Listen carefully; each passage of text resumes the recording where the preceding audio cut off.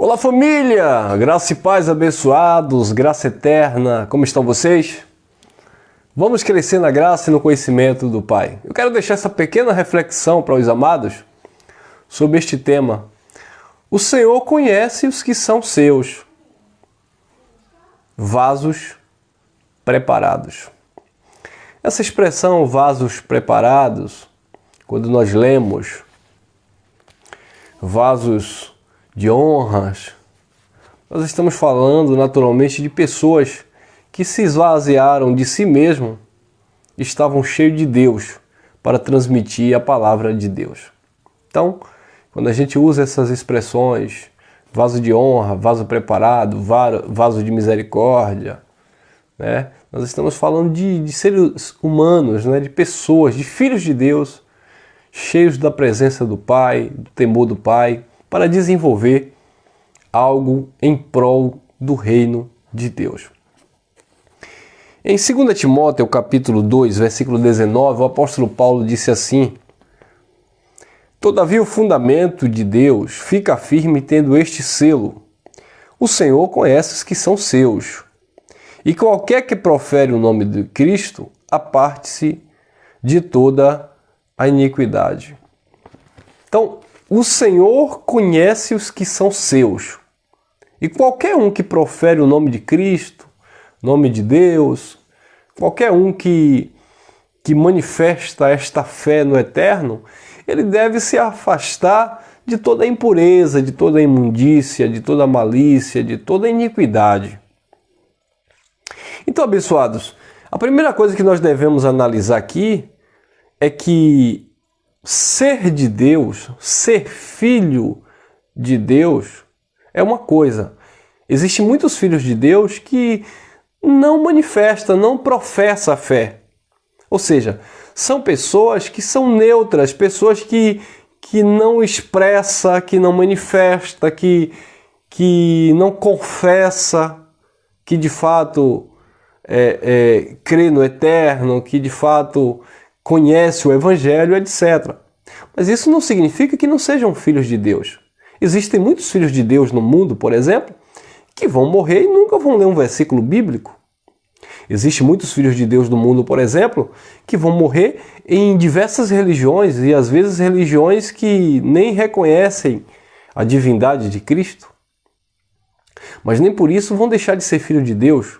Muitas pessoas creem em um Deus criador, creem em um Deus soberano, poderoso, mas não crê propriamente dito na Bíblia, e nem por isso vão deixar de ser filho de Deus. Agora, uma vez que você conhece o Evangelho de Cristo, aquilo que Cristo ensinou aos apóstolos, aquilo que Cristo ensinou à igreja, aos judeus, aquilo que Paulo ensinou na igreja ou os irmãos lá no primeiro século, aquilo que o Evangelho te traz como esclarecimento, como ensinamento, aquilo que o Espírito traz na tua consciência como algo que procede do Pai, é necessário que haja da nossa parte uma entrega e uma dedicação, e que seja notório, manifesto, uma diferença entre aquele que serve e aquele que não serve, como disse o profeta. Porque, abençoados, fica muito vago essa ideia de você dizer que crê em Deus, que acredita em Deus, mas você não se manifestar ou não manifestar os frutos deste Deus. Sabe? Você não manifestar paz, a prática da justiça, o amor, né? Os dons do Espírito, que é a paciência, o domínio próprio, a benignidade, a longanimidade. Quer dizer, isso tudo está no caráter do Filho de Deus, que mediante o conhecimento do Evangelho, isso vai se manifestando naturalmente, gradativamente. A gente vai continuar com as nossas lutas internas, nossos conflitos. A carne, como disse o apóstolo Paulo aos Gálatas, capítulo 5, versículo 16 em diante, a carne vai continuar lutando contra o espírito contra a carne. Ou seja, na sua consciência haverá uma vontade de fazer o bem, agradar a Deus, amar o próximo, suportar muitas vezes tantas situações adversas, mas na tua natureza humana, naturalmente, há esta batalha, esta guerra, sabe? O não levar desaforo para casa, o levou, devolveu, Como disse o apóstolo Tiago na sua carta, no capítulo 4, de onde vêm as guerras? De onde vêm as paixões, as contendas, as pelejas entre vós? Porventura não vem dos vossos membros que guerreia aí em vós? Cobiçais e nada tem, combateis e guerreais. Quer dizer, tudo isso está inserido nesta natureza humana. Mas também está inserido no nosso homem interior, está inserido também na nossa alma, na nossa mente, uma vez que conhecemos o Evangelho, que é necessário abrirmos mãos das paixões, é necessário fazer morrer essa natureza carnal, esses desejos desenfreados, para que possamos, com as nossas vidas, glorificar o Eterno por meio dos frutos do Espírito. Então, abençoados, de fato, o fundamento do Senhor fica firme tendo esse selo. O Senhor conhece os que são seus. O Senhor conhece quem é dele. Quando Jesus de Nazaré foi crucificado, havia dois ladrões, um à sua direita, o outro à sua esquerda. O Senhor conhecia quem era dele? Sim, mesmo sendo ladrão. Então observe que o Senhor não conheceu porque o que estava do lado dele era uma pessoa do bem, era uma pessoa honesta, era uma pessoa... Não. Os dois eram ladrões. Os dois estavam ali porque os seus feitos mereciam aquele juízo, aquele julgamento. Mas o Senhor conhece os que são seus. Então, quando aquele ladrão da cruz, ele disse assim, nós estamos aqui porque os nossos feitos, falando com seu colega de profissão, os nossos feitos nos trouxeram aqui. Mas esse homem nada fez, ele não merece estar aqui. Aí ele olha para Jesus e diz, lembra-te de mim quando entrar no teu reino. Jesus disse, te digo hoje, estarás comigo no paraíso. Então observe que aquele homem que estava ao lado direito de Jesus, como assim, irmão? O lado direito? Não tem como você dizer que quem falou isso foi quem estava do lado direito. Claro que tem, irmão. Jesus falou que no reino dele as ovelhas estariam à sua direita e os bodes à sua esquerda. Então, nós entendemos que se Jesus usou aquilo como uma figura de linguagem apontando para a posição de seus filhos, claro que não é uma posição literalmente geográfica, quem está do lado direito, quem está do lado esquerdo, porque aí também muitos filhos de Deus vão entrar em confusão. Ei, irmão, então dependendo das circunstâncias, se eu estiver do lado direito, eu sou filho de Deus. Se eu estiver do lado esquerdo, eu não sou filho de Deus? Não, não existe isso. Então aquilo é uma força de expressão, é um conceito, né, de que Deus sabia a posição dos filhos. Então nós entendemos que já que era um conceito e já que era uma força de expressão, quem estava à direita ali foi aquele que reconheceu Cristo, reconheceu que era falho, reconheceu que os seus feitos havia levado para aquela cruz. Então aquele que estava do lado direito, ele disse, lembra-te de mim quando entrar no paraíso. Então o Senhor conhece os que são seus. Então, mesmo aquele homem sendo um ladrão, mesmo aquele homem tendo morrido ali sem ter aceitado Jesus, sem ter se batizado, sem ter dado dízimo no templo, sem ter orado, sem ter jejuado, sem ter se consagrado, ele era um filho de Deus, porque o Senhor conhece os que são seus, independentemente onde quer que eles estejam. Lembra que Jesus dizia assim, eu vim para as ovelhas perdidas da casa de Israel. Estavam perdidas, mas eram ovelhas, não eram bodes. Ele sabia, ele conhecia quem eram os seus. Por isso que ele designou os apóstolos, vá, pregue as ovelhas perdidas da casa de Israel, né? Com exceção de Paulo, que ele mandou também ir aos demais povos, aos gentios, pagãos da época, aos gregos e outras nações, né? Mas especificamente os 12, ele disse, vá às ovelhas perdidas da casa de Israel. Então, estavam perdidos? Sim, mas eram ovelhas. Porque o Senhor conhece os que são seus. Então, Deus não lhe conhece, Deus não me conhece porque eu faço bem. Deus não te conhece porque você hoje conhece a graça. Deus não te conhece porque você faz parte de uma instituição religiosa. Deus sempre te conheceu antes da fundação do mundo. Como ele disse a Jeremias, no ventre da tua mãe te chamei, te consagrei, te separei. Como o próprio Paulo confessou em Gálatas capítulo 1, versículo 15 e 16, que aprove a Deus que desde o ventre o chamasse pela sua graça para revelar o seu Filho. Então, Deus sempre nos conheceu, como disse o próprio Davi no Salmo 139, lá nos versículos 14 ao 16, ainda informe, no ventre da minha mãe, o Senhor já me via, todos os meus dias foram estabelecidos. Então, de fato, o Senhor conhece os seus. E Davi errou, Davi adulterou, Davi consentiu na morte do soldado Urias, ou mandou matar Urias, né? A verdade é essa. Então, mesmo assim, o Senhor conhece os que são seus. Mas aí vem uma segunda colocação. Todavia, o fundamento de Deus permanece firme, tendo este selo, o Senhor conhece os que são seus, vírgula. Aí vem a colocação. E qualquer que profere o nome de Cristo, aparte-se da iniquidade. Que Deus te conhece, nós sabemos. Que Deus nos conhece, nós sabemos, porque o Senhor conhece todas as coisas. Só o Senhor sabe quem é filho, quem tem o DNA eterno, né? Porque Deus criou todas as coisas. Então só Ele sabe quem é da salvação e quem é da perdição. Só Deus sabe. O Filho de Deus não carrega um nome na testa, eu sou filho de Deus, e outro assim, eu não sou filho de Deus. Não existe isso.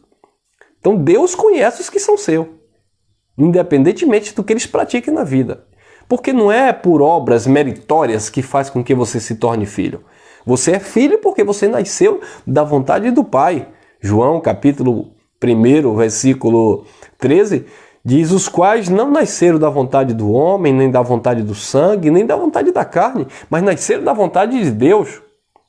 Romanos 9:8 diz que os filhos de Deus não são aqueles que nasceram da carne, mas aqueles que nasceram da promessa. Então, de fato, o Senhor conhece os que são seus.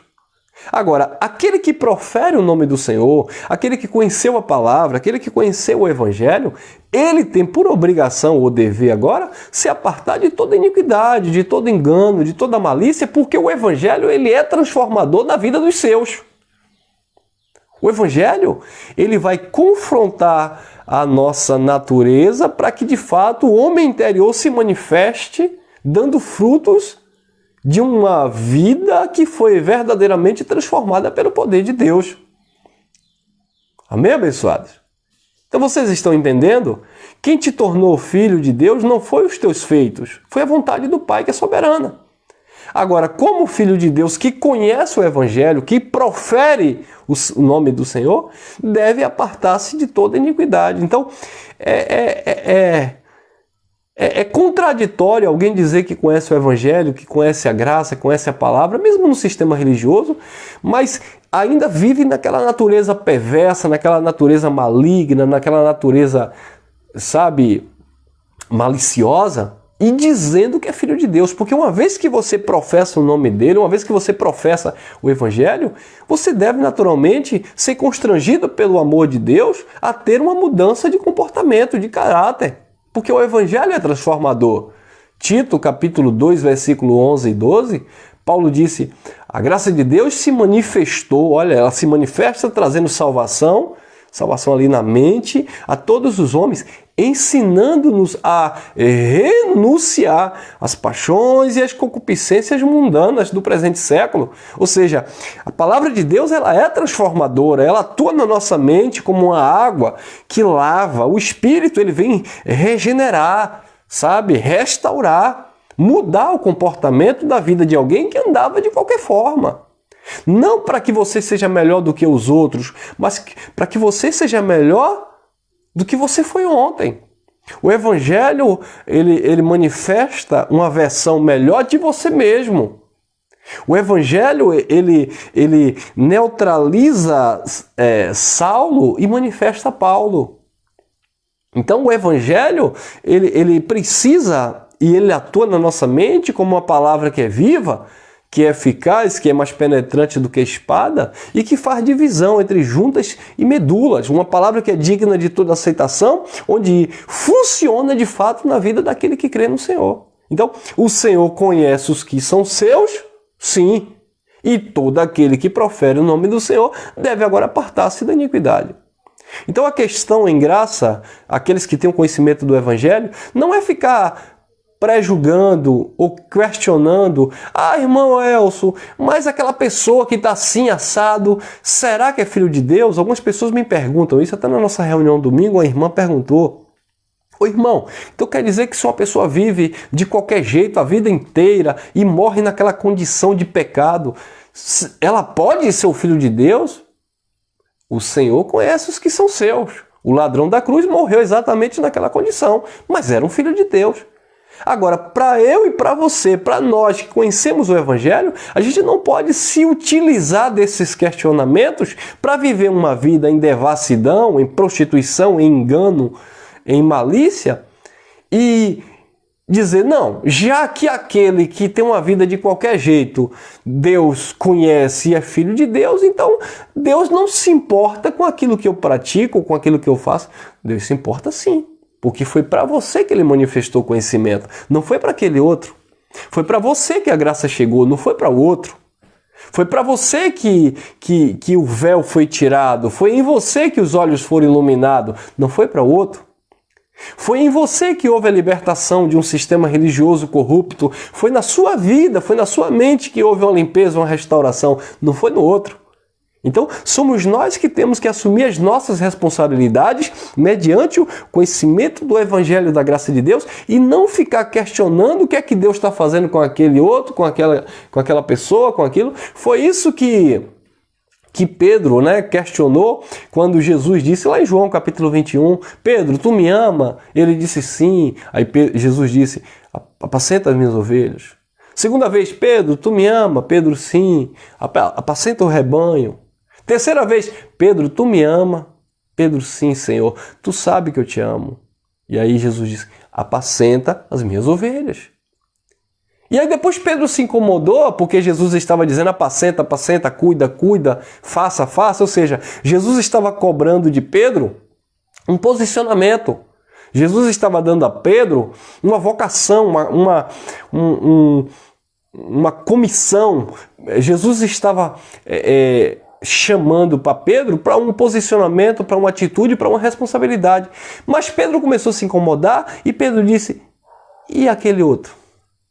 Falando de João. Porque Pedro viu que vinha um seguindo também. Aí Pedro disse: e dele? Já que o Senhor está cobrando só de mim, já que o Senhor está falando só comigo, e por que o Senhor não fala com ele?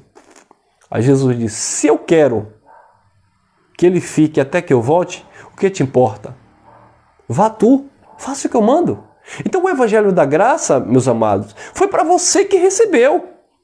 Ah, mas Deus não revelou para meu filho, não revelou para meu pai, não falou com aquele outro, e aquele outro está vivendo de qualquer jeito, e parece que Deus continua abençoando, porque aquele outro está no sistema, porque aquele outro está no mundão, e tem casa, e tem carro, e tem isso e aquilo, aquele outro está vivendo, sabe, de qualquer forma, e está tudo tá tudo dando tudo certo e não sei o quê, e eu estou na graça. Por que, Deus? Por quê? Oh, meus amados, para de questionar. Você que tem que viver o relacionamento com Deus. Aquele que professa o nome do Senhor, aparte-se de toda iniquidade. É você e Deus. É um chamado pessoal. É algo que você constrói com Deus, no seu relacionamento com Deus. Pare de ser, desculpa a expressão aqui bem conhecida, o Maria vai com as outras. Entenda que o teu maior influenciador é Cristo, não é o teu irmão, não é o teu patrão, não é o político, não é o governo, não, é Cristo, é o Senhor, é o Espírito. Aquele que te conduz, aquele que te transforma, aquele que te alimenta, aquele que te sustenta, aquele que te dá graça, aquele que te dá saúde, aquele que te dá força, aquele que te dá força quando você está fraco, aquele que te dá ânimo mesmo quando você está ali triste, desanimado, chorando. É Ele, é Deus. É com você que Deus ministra, é comigo que Deus fala. Deixa o outro. Cada um vai ter sua experiência com o Pai. O Senhor conhece os que são seus. Agora, professou o nome do Senhor? Conheceu a palavra da graça? Viva o poder de Deus. Versículo 20. Ora, em uma grande casa, não somente há vaso de ouro, como de prata, mas também de pau e de barro, uns para a honra e outros para a desonra. 21.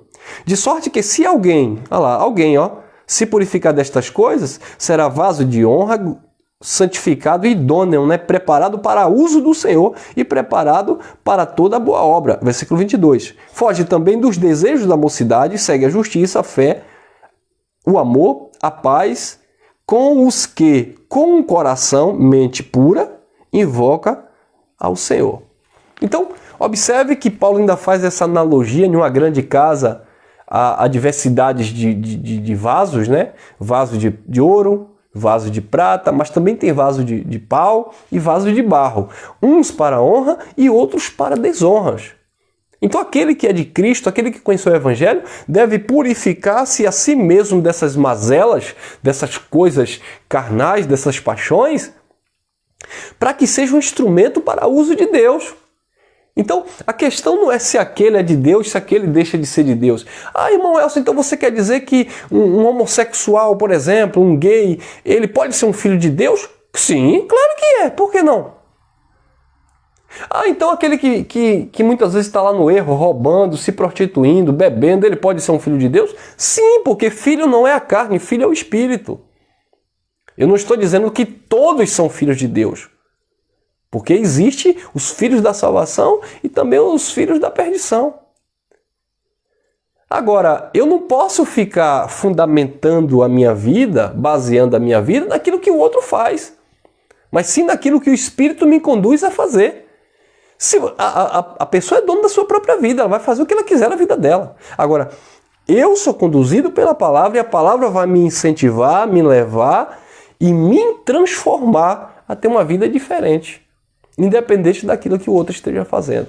O problema é que muitas pessoas querem se ocultar ou se esconder e conhecendo a palavra, porque aquele outro não tem compromisso, aquele outro não tem responsabilidade, então eu também não vou ter responsabilidade. Não, Deus te chamou para responsabilidade. Deus revelou essa palavra maravilhosa para você pegar esta palavra e jogar debaixo da cama ou esconder. Não, abençoado.